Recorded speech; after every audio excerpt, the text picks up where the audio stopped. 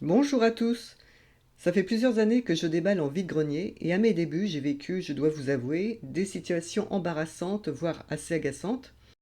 Le vide-grenier a une image bon enfant quand on chine, mais quand on vend sur son stand, c'est parfois l'ambiance western qui prévaut.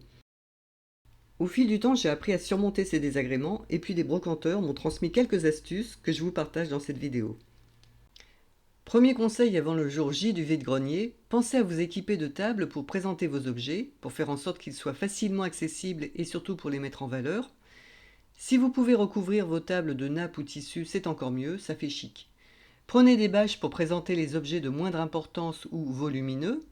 Ces bâches vous serviront également au tout début du déballage, je préciserai pourquoi un peu plus loin. Deuxième conseil, le jour J, dès le départ, faites-vous respecter et soyez ferme. Quand on n'a jamais déballé, le moment le plus délicat, c'est l'ouverture du coffre de la voiture et le déchargement des cartons. Voilà ce que vous risquez fort de vivre. Une fois que vous aurez le dos tourné, une nuée de chineurs assaillants va se jeter et fureter dans votre coffre. Vos caisses, aussitôt posées sur votre emplacement, seront prises d'assaut, ouvertes, parfois même éventrées par une multitude de mains, alors que vous n'avez pas entendu le moindre «Bonjour madame, bonjour monsieur, est-ce que je peux s'il vous plaît regarder vos articles?»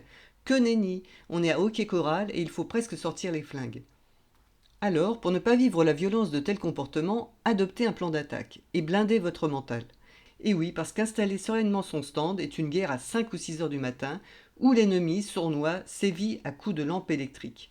Donc je vous invite à vous faire respecter et à éloigner aimablement mais d'un ton ferme les malpolis et si ça suffit pas, poussez une bonne gueulante tout en restant smart. Songez également que si vous commencez à négocier dans cette situation, vous aurez parfois à le faire avec plusieurs personnes en même temps qui vont vous demander des prix, des rabais, des détails sur les objets. Vous n'aurez peut-être pas l'esprit très clair et sous la pression, vous risquez de faire des bêtises et de perdre de l'argent. Troisième conseil, dans votre coffre, si c'est possible, disposez vos tables pour pouvoir les descendre au tout début et les disposer rapidement. C'est fondamental, vos tables servent à délimiter votre stand. Je m'explique, vous avez intérêt à fermer les côtés de votre espace dès que possible, car il n'est pas rare que vos voisins de déballage empiètent sans aucune gêne sur votre territoire, et aussi pour éviter que les chineurs ne traversent maintes et maintes fois votre stand. Quatrième conseil, donc toujours au tout début, sortez l'ensemble de votre coffre, regroupez-le et recouvrez-le avec une bâche ou une nappe. Cette stratégie dissuade en principe les chineurs mal élevés et pressés. En faisant cela, vous pourrez disposer vos objets avec sérénité et créer un stand attractif. Un stand attrayant, c'est un stand où les gens peuvent circuler et accéder à vos objets facilement sans avoir à se contorsionner ou plonger pour les attraper. Cinquième point, je vous conseille également de définir à l'avance le prix de vos objets, car ce n'est pas quand vous serez accaparé par plusieurs personnes à la fois, ça peut arriver, que vous parviendrez à définir un prix juste. Dans l'urgence, on ne se révèle pas toujours très lucide. Sixièmement, si vous savez que la manifestation draine en règle générale beaucoup de monde, mettez des étiquettes sur vos objets ou tout au moins sur ceux qui ont le plus d'importance pour vous.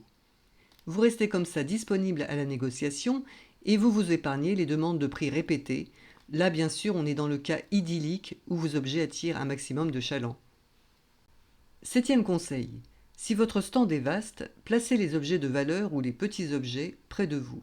Les vides-greniers sont malheureusement des aimants à voleurs et rares sont les vendeurs qui n'en font pas les frais. Au cours de la journée, pour conserver un stand qui a une allure sympa, pensez aussi à déplacer vos objets restants à vendre pour combler les trous. Voyez comme un stand plein d'espace vide, ça fait moche, pas soigné, miséreux.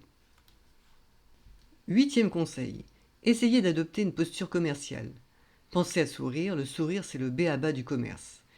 Restez debout tant que vous pouvez, déplacez-vous vers le chineur quand il vous pose une question.